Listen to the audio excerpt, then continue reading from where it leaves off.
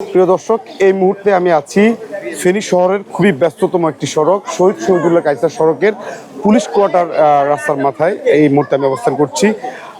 আমরা যদি আপনাদেরকে একটু দেখানোর চেষ্টা করি যে ফেনীতে গত 2 দিনে ভারী বর্ষণে কি পরিমাণ জলাবদ্ধতা সৃষ্টি হয়েছে তা আপনারা আমাদের যে এখানকার যে অবস্থা সেটা দেখলে অনুমান করতে পারবেন।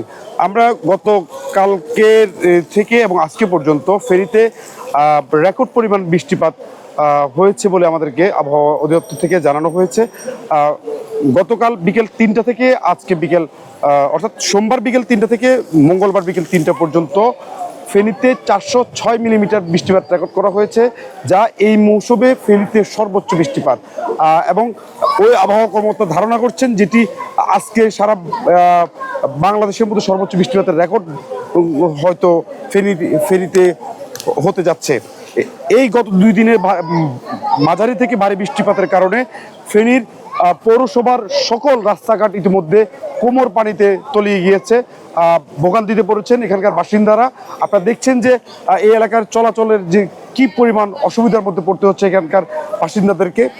কোনো কোনো জায়গায় কোমর সমান পর্যন্ত পানি, কোনো কোনো জায়গায় বুক সমান পর্যন্ত পানি পার হয়ে মানুষজনকে চলাচল করতে হচ্ছে।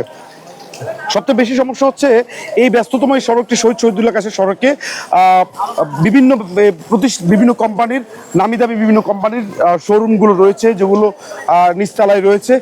এই সমস্ত প্রতিষ্ঠানগুলো অনেকগুলো হাসপাতাল, ক্লিনিক বা অন্যান্য যে সমস্ত ব্যবসা প্রতিষ্ঠানগুলো এখানে রয়েছে, সকল ব্যবসা প্রতিষ্ঠানগুলো এই মুহূর্তে আতঙ্কে রয়েছে। কোনো কোনো প্রতিষ্ঠানে ইতিমধ্যে পানি প্রবেশ করে গিয়েছে।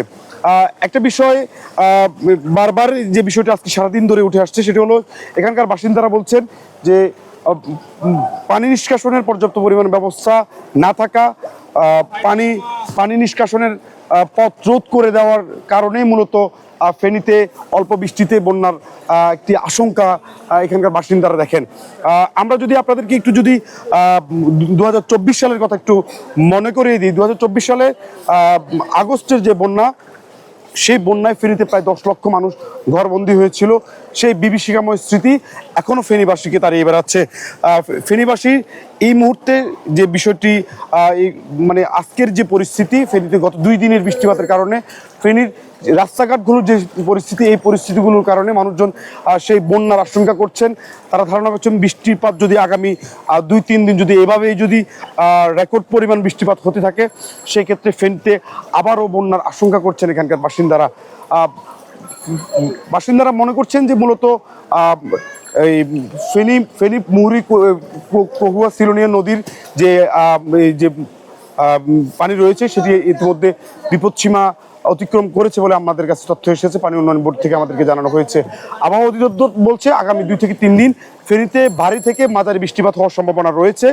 ইতিমধ্যে ফেনীর যে নদীগুলো রয়েছে, ফেনীর মুহুরী কহুয়া সিলোনিয়া নদীগুলো রয়েছে, এই নদীগুলো তো পানি বিপদসীমার উপরে অতিবাহিত হচ্ছে বলে আমাদেরকে জানানো হয়েছে। এই ছিল আমার কাছে সর্বশেষ। ফেনী থেকে মোহাম্মদ শাহাবুদ্দিন, আজকের পত্রিকা।